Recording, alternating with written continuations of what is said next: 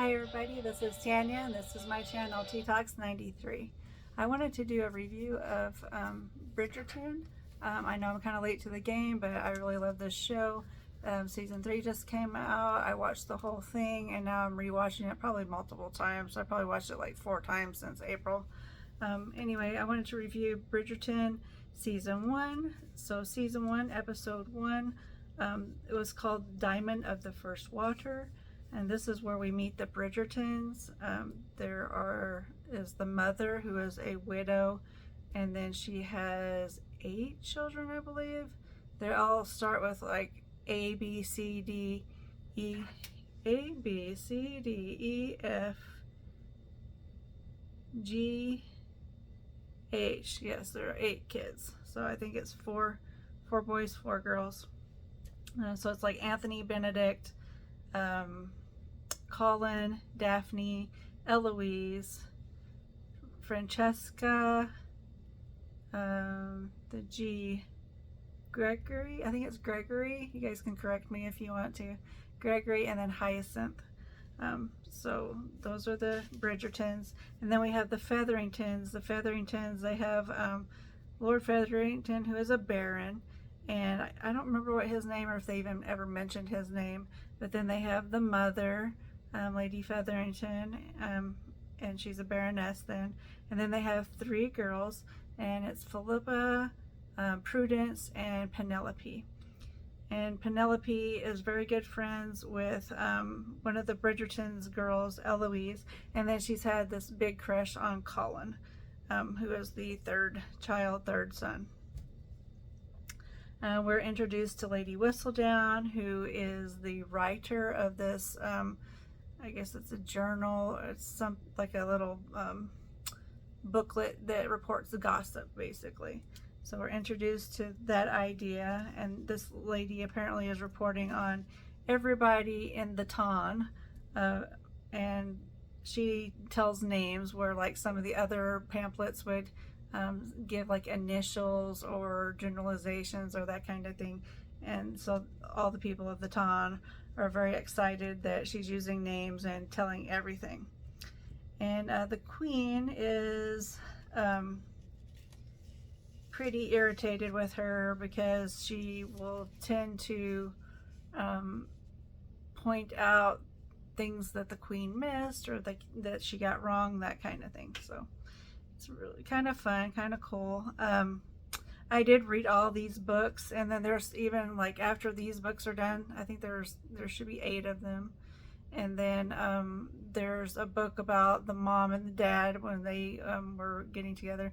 And then there's some that are focused around like friends of theirs that this writer has done, and I would have to look them up. But when I do another follow-up, I'll see what the names of those are and let you know. Daphne is introduced to the queen, so there's this big production of getting into this long white gown, almost like a wedding gown looking. It's so I say fancy, but she gets into this gown, and she, her hair is just so, they have to wear like these big huge feathers in their hair. And she is introduced, and her mom is with her, and they go down this aisle where all the people of the town are watching, and she's going to the end where the queen is sitting to get introduced to the queen. And the way Daphne displays herself is just perfect, and the queen gives her a compliment and tells her that she is, quote, flawless. And of course that's like the highest praise you can get, because you got it from the queen. And we find out at some point too that the king he has like a mental condition to where he is not out in public very much, and he has to have caretakers to make sure that he doesn't get into trouble, basically. Also with this, there's a couple of things that we notice, which I think is really cool.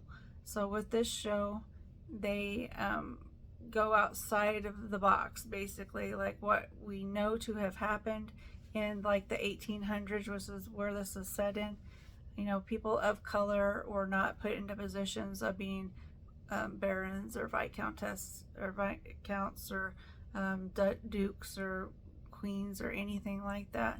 And this show takes it to like, and it makes you wonder, like, if people of color had been more accepted at that time, would they have been, these great dukes, kings, princes, all the things that we're seeing on this show. So I think that is really cool. They also bring in at times like LGBTQ plus kind of issues, and I think that's really good too, to kind of see how they may have been perceived in that day, and then also all the trials and keeping secret and that kind of thing. So I think this show does really good with that. Anthony is the Viscount Bridgerton, so Lady Bridgerton's son. I guess the dad had died several years before from a bee sting that we learn later. And so Anthony is the oldest child, and he becomes Viscount possibly in his teenage years. And back at that time, he has the say even over his mother. So he tells his mother what to do. So as Lady Bridgerton is introducing her oldest daughter into society as a debutante, then it's actually Anthony who's responsible for making sure that she does it well and that she gets married well, and if needed, make arrangements for her to marry someone that he approves of. So even though he's the son and he's the brother of this girl, where there's a mother there, in today's age, the mother would be responsible for this teenage girl. But that was the times as they were. So Anthony leads Daphne onto a ballroom floor, and then he's like really like holding her back from like dancing and participating and socializing with the members of the ton, with the prospective husbands, or they're there to look for marriage proposals, that kind of thing, and settle down. And he's kind of like, no, you don't want this guy because he's in debt. No, you don't want this guy because he's just saying all these bad things about everybody that Daphne is interested in. So it's really hard for her to make a match or to get invited to dance or anything when that brother is sitting there hovering over her. So very frustrating, I'm sure, for Daphne, which we find out it is. The Featheringtons, however, Lord Featherington, we find out that he's in debt, but he brings this cousin, like a distant cousin, in. Her name is Marina Thompson, and they introduce her to the ton, and she is very beautiful. She has a lot of suitors, and so she actually has more people visiting her in the Featheringtons' house than Daphne does, even though Daphne was the one that was given the queen's blessing, basically. So that causes a lot of frustration and tension, and of course Lady Featherton, she's like, why isn't my girls were there too, but then also she's kind of like, haha, because I got a one up on Lady Bridgerton. So that mother is a little bit that way, where she's gossipy and she wants to one up the Bridgerton mother. Daphne is trying to escape a suitor that she doesn't approve of, and I'm going to call him Lord Creepy Burbrook. He was pretty icky even from the beginning, before we find out how icky he actually is. So as she's trying to escape him and his attention, she bumps into the Duke of Hastings, who we know is now Simon. And Simon's like, oh, you bumped into me on purpose because I'm a duke and you want to marry me. And she's like, what are you talking about? I have no idea who you were. And then come to find out, he's really good friends with Daphne's brother, the Viscount Anthony Bridgerton. So they end up settling it. Lady Bridgerton and Lady Dansbury. Lady Dansbury is a widow who lives on her own, is able to make her own choices, She doesn't have any children that have taken her home or her belongings or anything like that away, which I thought she had children. I don't know what happened to them. Um, so I don't know if something happened to her, what would happen to all of her property and things. Maybe we'll find that out later, but I believe when I read one of the books, she did have children. But it's been a while since I've read them, so maybe I'll go back and look and see how that worked. And then we know that the Duke of Hastings, Simon, does not want to get married, even though, you know, Lady Bridgerton and Lady Dansbury, who is the Duke's godmother, I guess she and the Duke's mother were best friends, so that he is her godson.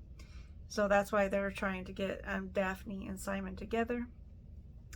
And Simon's like, I don't want to get married. And then Lady Bridgerton's like, oh yeah, like my husband didn't want to get married either. And then we fell in love, and here we are. At another time, yeah, so later Anthony agrees to matching Daphne with Creepy Burbrook behind her back. She expresses that she would not want that, and he's like, oh, he's perfectly acceptable. He's got a good home. His lineage is good, and he's basically perfectly capable of being your husband. And Daphne's just like disgusted, and who can blame her, because nobody likes Creepy Burbrook. She ends up like getting upset over all this, and you know, her brother and everybody trying to push her and pressure her, and she's trying to be perfect, and it's really hard to be perfect. She goes outside to get a breath of fresh air, and of course Creepy Burbrook follows her out, and he tries to assault her basically, and she punches him in the eye. And just about that time, the Duke, or Simon, the Duke of Hastings, comes, and he's about to give her a hand, and then he says, oh, you've already knocked him out flat, so you don't really need my help. And while Creepy Burbrook is out on his face, they come up with this this agreement to help each other out, like pretend that they're in love and go to dances, the balls, all the things together, and make everybody think that they're in love, so that the mothers of the town will leave him alone. And then with him giving Daphne all this attention, then the men of the town will be like, oh, that's the wife I want, because the Duke wants her. So if the Duke wants her, I have to have her, and the Queen already approved her, so she is the most desirable person here. So they do make that bargain. And even from the beginning, the way they look at each other, you know, it's very convincing. So you can hear like Lady Whistledown in the background. You can actually, now you can see, once you know who Lady Whistledown is, you can see them paying attention and reporting on how Daphne was successful in gaining the Duke's attention. And then like in this first episode, you see the Viscount Anthony Bridgerton.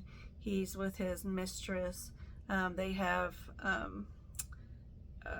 you know, relations, and you can tell that he's probably either in love with her or pretty darn close to being in love with her, and he's like taking care of her. He's providing her a home. And then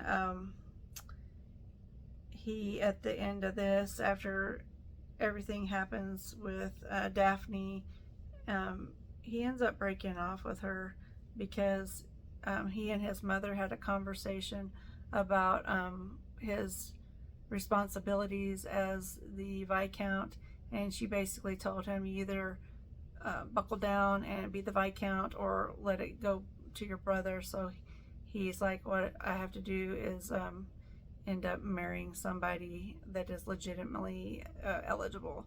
So even though he's in love with this, and she ends up being an opera singer, his mistress is an opera singer, he's in love with her, but she is not a member of the town. She's not even a baroness. So the baroness is like one of the lower rungs, but even like, she's not a daughter of one of the people from the military, or a baron, a viscount, marquis, a duke, or anything like that. So he had to let her go. He's got to move on and make his way as the actual Viscount. So that was episode 1, and then episode 2. So season 1, episode 2 was called Shock and Delight. We learned that it introduces you to why Simon has the views that he has, or the Duke of Hastings, about not getting married. His mom, it shows where she was giving birth to Simon, and she ends up dying on her childbirth bed, and she struggled, and she basically, it looks like she hemorrhaged. And the father was so awful. He was such a jerk. And all he cared about was getting a boy. So what we understand is like, so being Lady Hastings, I guess, would have been multiple attempts having babies. Maybe she had miscarriages, I don't know. Maybe she had girls, I don't know what would have happened to them, or if she didn't carry to term, or what happened. But she ends up having this one child that is a boy, and this is Simon. And Simon's dad, or the Duke, was just so overjoyed having his boy. It is obvious that he didn't give one rat's butt about his wife, because as she's laying dying, he's showing everybody in a party-like situation that he's got Simon, his the kid that he is going to carry through the Duke line. So Lady Dansbury is there, so that's the best friend, and his Simon's godmother, she was there to witness this. And the Duke at the time, so Simon's dad, was very awful to her as well, called her names, and basically told her how stupid she was, and it was none of her business kind of thing, and he could do whatever he want because that's the Duke. Just total jerk. So Anthony and the Duke are shown, so Anthony Viscount Bridgerton and the Duke Simon Hastings are shown to be womanizers and rakes. So they both are like with these women, and it's very double standard at that time, right? So the men can, go around and be with whoever they want, men, women, whatever, as long as you keep it discreet, nobody cares. But the female, the girl that was of the nobility, had to be pure. So they couldn't have been with anybody else. If they got caught just being by themselves in a room outside somewhere where they didn't have a chaperone, they would be forced to marry, and all the gossips would talk about how immoral they are, and that would make their prospects for marriage harder. So it's pretty disgusting, but it's back in the 1800s. But looking back, like, things didn't really start changing until when the 60s, 1960s, 1970s, and even still, like, some places, even in the United States, depending where you live, some places were more open and allowed for more autonomy for women than other areas in the country. So it took a long, long time for women to really have the rights. And even today, I hear people say bad things about women who have more than one marriage or more than one relationship, but you don't hardly hear anything about men. Kind of interesting. And I think just put your shoe on the other foot and see how you would feel if you were treated like that, is my thought. Anyway, back to Bridgerton. Penelope and Eloise, so Miss Thompson, Marina Thompson, she ends up being pregnant, and she had been pregnant from the time she got there. She had met a man named, I think it was Sir Crane. I know his last name was Crane. But he was in the military, and he was fighting a war at the time, so he was away. But so she was pregnant all this time, and Miss Featherington finds out, Lady Featherington finds out, and Penelope, Prudence, and Philippa, and the housekeepers there all know now. And Penelope is like, well, she's not married. How did she get a baby? And so these girls were kept so ignorant Nobody would tell them anything because it was improper to let them know that where babies came from, how their bodies worked, all these things. So Penelope and Eloise Bridgerton are like going around trying to find out where babies come from. They're so shocked that somebody can be unmarried and um, have babies. And then Eloise tries to go and talk to her. Granted, it was in the middle of like all the family, but she tried to ask where babies came from her mom. And her mom's like, don't talk about that. Don't ask about that. That's improper conversation. So even like the boys all knew about where babies came from. So I don't understand why the girls couldn't learn. Um, but the mom, instead of like taking her aside and like explaining things to her, she was just like, don't talk about that. So crazy. Daphne later gets to meet many suitors because she is, going around to all the balls and stuff with Simon the Duke. And Lord Burbrook sees this and he gets upset because he has an agreement with Anthony behind Daphne's back. And because apparently women cannot make their own choices. Only the men can make choices for them because women won't do the right thing or whatever. And then I did note, so they said, well, the Duke, to Anthony, they said, well, the Duke has been dancing with Daphne all this time, so maybe he'll ask her to marry him. And Anthony's like, I know him. He's one of my best friends. He's not wanting to get married. Stop trying to force it.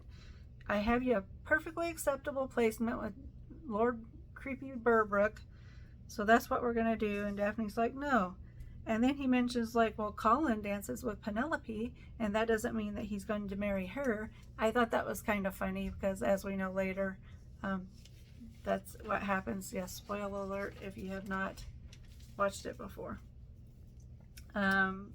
We learned that Simon the Duke boxes. He has a friend, I think it's Mr. Monreach or something like that. Anyway, he has a friend that he boxes with.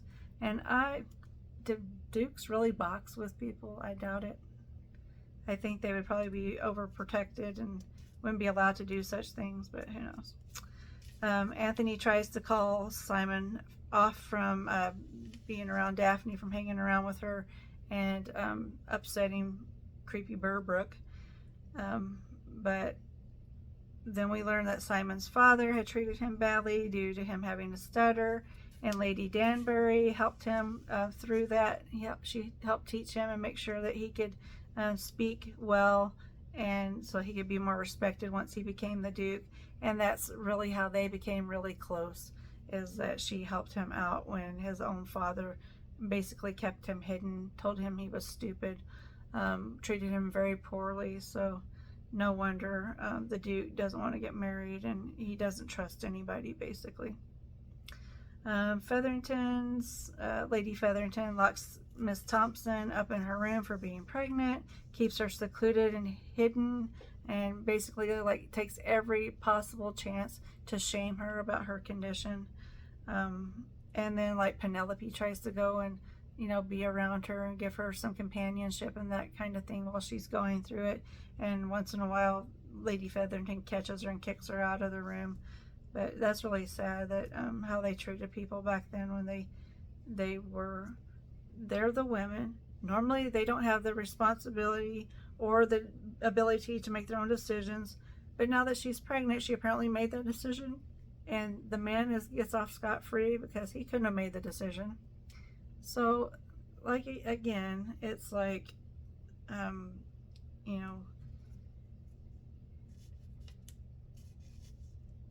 it's not right. So whatever you want to say. Anthony finds out from Simon that Creepy Burbrook attacked Daphne and that Daphne had punched him basically, and then Daphne, rightfully so, thinks that this is going to cause worse problems. And then Anthony breaks the contract because he finds out that Creepy Burbrook was improper with Daphne. So then Burbrook insults Simon and Daphne. When he finds Simon later by himself, and then Simon like really beats him up and he looks terrible after that. And then apparently, so then like the next day after They have this dance or this ball. They are promenading around the whatever square it is, the park, and the Duke, Simon, and Daphne are together, and Creepy Burbrick marches to the little tent area where the Bridgertons are hanging out, and he's like, I have the paperwork saying I went to the court and I have a legal document and a license to get married, and we're getting married, and if you don't let me marry her, I'm going to say that we did some things that we shouldn't have done and that her reputation would be ruined, as well as all of you. So not just this one girl's reputation would be ruined, but the whole family, every girl, all the guys, they'd all be ruined because he's a liar. So that's awesome.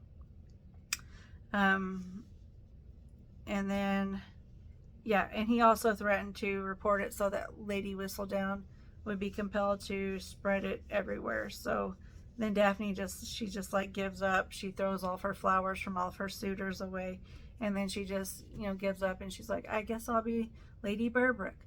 I'll have his ugly face's babies and be stuck there, and how am I going to get through this? And her mom tries to comfort her, and there's nothing to be done about it. So that's pretty crappy that they did not have the choices to marry who they wanted to. They had to listen to whatever the man says, and then this guy who's basically entrapping her into marrying him. Horrible. Lady Bridgerton is invited to meet with the Queen, and the Queen hints when she's there how to get rid of Burbrick through like gossiping and finding out what his weaknesses are, basically. So Lady Bridgerton invites Burbrick's mother over, which she's pretty disgusting, says disgusting things to Daphne about Daphne, treats her like a horse or a piece of property that has no right to their own opinions. Anyway, they find out that through Lady Bridgerton's, I think it was the lady's maid or someone on her staff, talked to the lady's maid of Lord Burbrick's mom, or Lady Burbrick, I guess it would be, and found out that Lord Burbrick had an illegitimate child, and that he sent her to the country before she had the baby. So I still don't understand why that is worse than letting her have the baby and then sending her away. It's very confusing. Maybe it's the fact that he wasn't providing for them at all financially. I'm really not sure what was going on with that. But apparently this is way worse than taking care of the baby and claiming them and all that kind of thing. It created this big scandal. So he had to go to the country and get out of the public eye because now his reputation is ruined. So turnabout's fair play, buddy. Anyway, Eloise expresses her frustration that she cannot choose her life. So she and her brother Benedict are sitting on swings, and she's actually smoking a cigarette. If she gets caught, then that'll be the end of her reputation. But they're sitting there talking about how difficult life is and what they want to do. And then Eloise expresses that she can't choose what her life is, but her brothers can. So she's constrained, and she's told what to do, what she can and cannot do. And then Benedict's sitting there, and he's like, poor me, but he can do whatever he wants. Like Colin at the end of this, Colin goes and explores the world, goes to different countries and sees different things. Benedict could do that. Benedict could get a job. Benedict could buy property or start a business or all kinds of things that Benedict wants to do. But he bugs me a little bit. So if you didn't know, Benedict bugs me a little bit because he has choices and he doesn't make them and do something that he likes to do, and makes him gives his life meaning, that kind of thing. And then Daphne gets serious about finding a husband after they get rid of Creepy Burbrick. She's like, no, I really need to focus. I need to find a husband, because that was like an eye opener. That could happen to me again, and then my prospects would be ruined completely. So let's get me married so I don't have to worry about it. So she and Simon make the pact. Yes, we're going to get more serious and get this done. And then at the end, we see Simon, the Duke, telling his father, the Duke, on his deathbed that he will not get married because he does not want the dukedom to continue. He does not want his father's bloodline to continue. So there's where we find out for sure why he's not wanting to get married. He doesn't want to have kids that he would have to, give the title to of Duke, and because that would make his father happy. So he's like, I don't want to make you happy. I want to make sure that you know that I'm not going to do this just so your last few seconds of life are miserable. So that was the end of episode 2. And then there was episode 3, Art of the Swoon, where Daphne starts to realize she's feeling for Simon. She's fallen in love with him, I think. And her mom advises her to marry whoever her dearest friend is, which she thinks too. Like, Simon and I are very good friends now because we've been dancing, hanging out together, talking together, and being open and honest with each other. So he's a very good friend. But Simon does not want to have get married and have kids. So Daphne and Simon enjoy.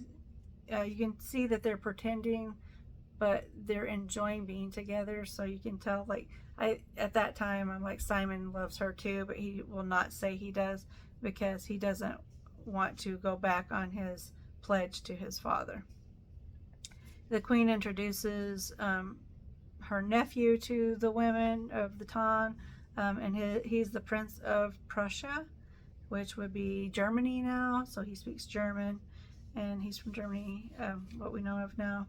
Lord Featherington is shown to have a gambling problem. Lady Featherington pushes Miss Thompson to marry old men, which is pretty disgusting. Like, one of them's like, show me your teeth. And she's like, here's my teeth. Why do you need to see my teeth? He's like, I want to make sure that you're a good piece of property. So that was very disgusting. And she did that with at least 2 old men that nobody would want to marry. But her point was, now that you are pregnant and you're going to start showing soon, these 2 old men won't care because they just want somebody to pass down their line and their estate and all that stuff too. They don't want to lose it to whoever. And then the queen pushes Prince Frederick, is the Prince of Prussia's name, to go after Daphne. And then there is an obstacle who is Cressida Cowper. She's very obnoxious. She's very